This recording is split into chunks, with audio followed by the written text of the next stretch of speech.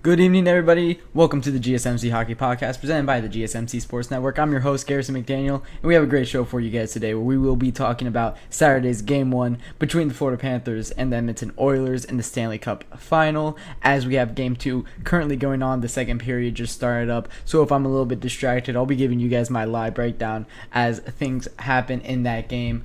But that will be my first segment talking about the Game 1 between the two teams. On our second segment, we're going to be talking about what that game showed for us for the series, give a little reaction, maybe a little overreaction to the game, why not? And then our third segment will be the 2024 NHL Combine that happened over the weekend, talking about the prospects. There were a few weird stories that I want to get into with that as well. And then in our fourth segment of the night, the NHL announces the Four Nations face-off.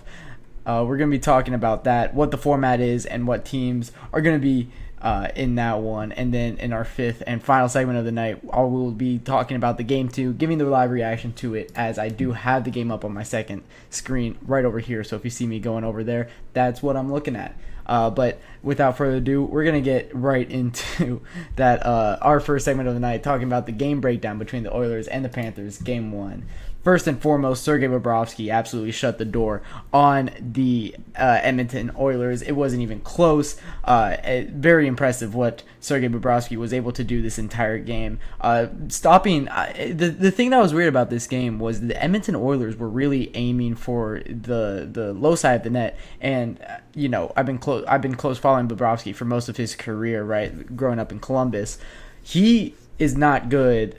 He is not good at the top. At the top half of the net. The high glove and the high blocker has always given him troubles his entire career. However, for Sergei Bobrovsky and the Edmonton Oilers, they really targeted the 5-hole in this game, and that's where I saw a lot of the shots go. I'm upset Bob left Columbus Jackets fan. Alex, that happened in 2019. I think we got to get over that by now. Hey, that's just me. But for the Oilers and the Panthers, this game really came down to the Oilers really were not able to generate shots around the net, and it was really Gustav Forsling, it was Aaron Ekblad, it was Brandon Montour, it was Dmitry Kulikov. I mean, this was just a fantastic performance from the Florida Panthers defensemen all around the net. They really didn't give McDavid, Draisaitl, Hyman really much space at all. Hyman was really going through it on that backside. Anytime that he came anywhere near Bobrovsky, he was absolutely getting thrown off the puck, thrown off the net, thrown out of the crease. So it was very impressive what Gustav Forsling, I want to highlight him especially because we talk about him so often. Gustav Forsling, I mean, they got him off the waivers in 2021 from the Carolina Hurricanes. We look back at that acquisition, it was such a fantastic moment for the Florida Panthers, and that really what you can look at to kind of turn around this defensive core that was really Aaron Ekblad heavy for such a long time. And of course they add so many other great names like Brandon Montour, like Dmitry Kulikov, like Oliver Ekman-Larsson. Those guys round out the defensive core of the Florida Panthers very well, but it's really all the other guys all around the ice. Also, you have Alexander Barkov. He was fantastic in this game, and that leads me to going into going into this game breakdown here. It was the Panthers 3-0 on the Edmonton Oilers. A fantastic performance by the Florida Panthers. As I mentioned, it was really defense. To get a shutout like this in a Stanley Cup final, so impressive, and it's even more impressive that you do it against the McDavid, against Draisaitl, who they don't get shut down at all. And it's so impressive that Sergei Bobrovsky was able to really do well around the crease. He started this game by giving up a high-quality chance. It was a turnover right to Zach Hyman's stick, and Zach Hyman just put it right into his chest. And I think that was there was only 6 shots that went above the low pads of Bobrovsky in this game, and that was one of the 6, and that came immediately into the game. So Sergei Bobrovsky played very well. he did enough, of course, to get the first star of the night for the Stanley Cup Finals Game 1. Sergei Bobrovsky, 32 saves on 32 shots against. It's a shutout. No goals against. Fantastic. He was fantastic in the back half of that New York Rangers series. He really, really carried them through that series. So very impressive what Sergei Bobrovsky has been able to do.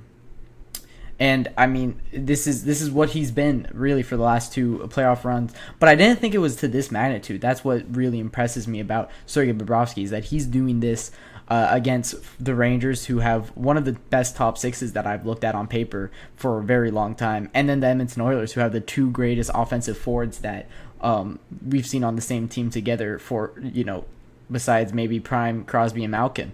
Very impressive what the Edmonton Oilers have been able to do, and for Sergei Bobrovsky to shut that down, so great for the Russian goaltender, outplaying Igor Shesterkin last series, and now of course he's playing up against Stuart Skinner on the other cage. That's not too impressive outplaying him, but he's doing it. He's doing his job, and he's doing his job best of anybody else on the ice. That's why he was my 3rd best player in this postseason, or not in this postseason, but in this playoff matchup.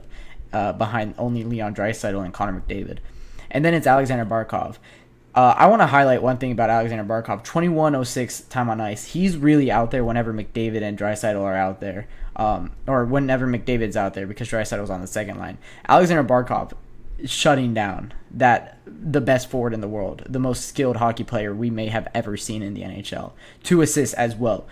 We're talking about the Selke winner, and this clearly shows why he should have won the Selke, and why he did win the Selke. 2 assists, 3 hits, 21:06 time on ice, +2 on the night. One of the assists was on the empty netter, but it's still so impressive. But as for the goals that the Florida Panthers scored, it's first off Carter Verhaeghe. This was a primary assist from Alexander Barkov, but a lot of this was Carter Verhaeghe right here. Very impressive shot that he had to beat Stuart Skinner. This was very early in the game, and that really set them up for this 3-0 victory. It was a Carter Verhaeghe shot 4 minutes into the game, assisted by Barkov and Sam Reinhart. And then you have Evan Rodriguez, who gets the second goal for the Florida Panthers. It's from Sam Bennett, Brandon Montour. Sam Bennett has been fantastic this postseason. Not assisting too many, but getting one here is impressive. And then it's Eetu Luostarinen getting an empty net goal. That was from Alexander Barkov to get Alexander Barkov's 2nd assist of the night. So very impressive performance out here by the Florida Panthers. They were outshot by the Edmonton Oilers 32-18. I know in the post-game press conference or post-game locker room conferences, Connor McDavid was joking, saying that this is payback for that Game 6 against Dallas because they only had 10 shots on net and won that game. I think that was 38-10 those shots, so not as big of a disparity as 30, or so a bigger disparity than 32-18 here, but still both teams, the Florida Panthers, if you look at any expected goal metrics, look at expected outcomes from this game, from the chances that both teams were able to create. I think I saw in a simulation of this game, the Oilers won it 92% of the times, and the Florida Panthers won it 8% of the times. We're in the world that the Florida Panthers won it 8% of the times, and they get the 1-0 series lead from this game. And it tells us a lot about what the series will be and what we're looking at for each of these players. We'll get to that in the second segment, but just talking about this game a little bit more. Oilers, nobody really impressed me, but if there was somebody, Evan Bouchard had a lot of good looks from the point that nobody could really tip when it got down low. Matthias Ekholm played a very good game in this one. Their third and fourth line were very solid in this one. Of course, not generating the offense, but they didn't give up much on the back end. And then I believe they stopped 2 penalties, or they killed off 2 penalties in this game. So very impressive what they were able to do to kill off those 2 penalties. I mean, you look at the Oilers this postseason, and that's what they've been doing. It's now 28 straight or 30 straight after that game, and even more from the Edmonton Oilers Florida Panthers game, as they just killed off another one. A little update in this one: the Edmonton Oilers only 4 shots on goal in this game, but winning 1-0. I think the secret to the Stanley Cup Finals is don't shoot the puck. or the Panthers getting outshot by 14, winning the game 3-0. The Edmonton Oilers currently getting outshot by 10 and winning the game 1-0. So when your goaltender is facing more of the shots, your goaltender plays better, I guess, is what we're learning in hockey here. That's, of course, not true. But a little funny how this game and this series is shaping up here. The Edmonton Oilers have been very impressive in this game too, unlike that game one. When we talk about things that they do good, it's a short list, but the things that they did bad, I mean, Zach Hyman was really bad with the chances that he created. Ryan Nugent-Hopkins missed a very easy, not a very easy goal, but a wide open net that Sergei Bobrovsky sprawled out for, and he didn't even hit Sergei Bobrovsky. I mean, that went off the crossbar. You need to hit the net on that. And then McDavid and Draisaitl just kind of looked dry a little bit out there. I mean, of course, two of the greatest skilled players in all of hockey, but looking at this game alone, they did not look too impressive. They need to be the best players in hockey if they want to win a Stanley Cup here. It needs to be through those guys, and it just wasn't in that game one. They get shut out first time in a very long time, I believe first time in these playoffs, definitely for the Edmonton Oilers to be shut out. So they need to create better chances around the goal that get the puck up high. That's how you beat Bobrovsky. Of course, the one goal that the Edmonton Oilers scored in this game was a Matthias Ekholm 5-hole on Bobrovsky, but you need to get the puck up high if you're the Edmonton Oilers, and I think that they found that out. I think that they're going to adjust to that. They're going to try to find better looks, but it's hard. We talked about the Florida Panthers and their defense and how swarming they are around the net. They need to create shots that are in the slot and high slot. But for the Florida Panthers, they do so well at blocking those shots. Gustav Forsling blocks so many shots. Aaron Ekblad blocks so many shots. Brandon Montour blocks so many shots. So for all of them, it's very impressive what they've been able to do. But that'll wrap it up for our first segment of the night in the Stanley Cup Finals Game 1 breakdown. When we come back, we'll be still talking about the Stanley Cup Finals and that Game 1. But we're going to be doing a little bit of reaction to that, what it told us about the Stanley Cup Final, and who has the edge after that first game.